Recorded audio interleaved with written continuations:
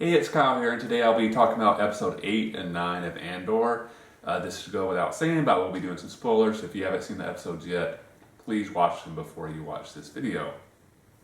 And I did want to apologize for not doing a review for specifically episode 8, but last week I was a little sick, had basically a recurring cough that I'm still not completely over, but I'm a lot better. But obviously when you're coughing all the time, it makes it hard to film a video. So decided just to combine my review for 8 in with 9 and kind of waited until I got a little bit better. So overall, really loved 8 and 9. I'm loving the prison arc. I don't know, there's something, I'm a sucker for prison stories and escape stories. One of my favorite episodes of The Mandalorian was the prison break episode. A lot of movies I really enjoy that have a prison storyline to it or a prison escape storyline to it. I've always really kind of enjoyed that aspect, and kind of seeing how society can kind of work when you break it down into a prison setting can be absolutely fascinating. So I'm really enjoying that aspect of the last 2 episodes. How the setup for the prison is really cool. I know in episode 8, when they were kind of going over the layout of the prison, you were kind of learning what the setup is like through Andor's eyes. I know one thing I was going through the entire time you're watching, you're trying to figure out, like, how is he going to escape? And one thing I really enjoyed about it was, to me, there wasn't an obvious way to escape. So it's going to me make it really fascinating to see how he actually does pull it off. That there's not obvious lack security that you should be very easy to get out here. It's clearly this is a very secure place. It's going to be very hard to get out. It's going to take some creative thinking to pull it off. So I'm excited to see how that final payoff happens.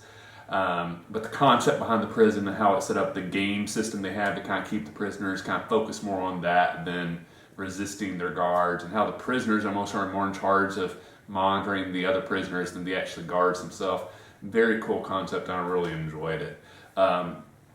Everything with the ISB storyline, absolutely fascinating. Loving that part of it. Very chilling. And obviously, that's part of the story is getting darker and darker as they get into torture, talking about hanging people. It's clearly that storyline is getting darker. You know, there's characters on that side that you were kind of rooting for, but now you're kind of getting reminded, like, you know, they are Imperials. They're not good people. They're brutal torturers and executioners, especially people in the ISV. So you're not really going to find many heroes in that realm. So that's been very cool. And like throughout the entire series of Andor, I'm absolutely loving everything about the Mon Mothma storyline. Her kind of clearly taking more and more steps into the rebellion, committing more financial funds, trying to figure out how to commit more without getting noticed, slowly expanding her own network, touching into her own power base, but at the same time, you know, trying to keep it secret. Really loving that. I love the reveal that Vel is actually related to her. I know a lot of people have been speculating before this that she was connected with Luthen.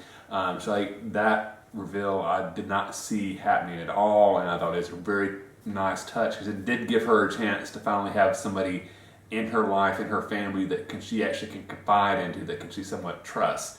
Now, how much she can trust, you know, obviously we see, at least it's been implied what Vel is willing to do for the rebellion.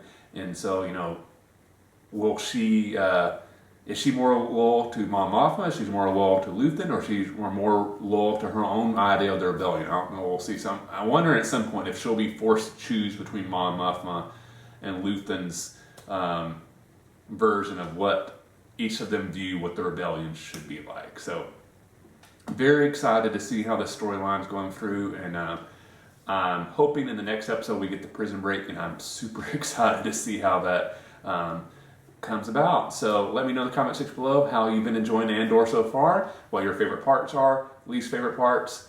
Let me know. If you like this video, please hit that like button. If you have it up, please subscribe to the channel. Again, hope you enjoyed this video. I'll see you next time, and may the Force be with you.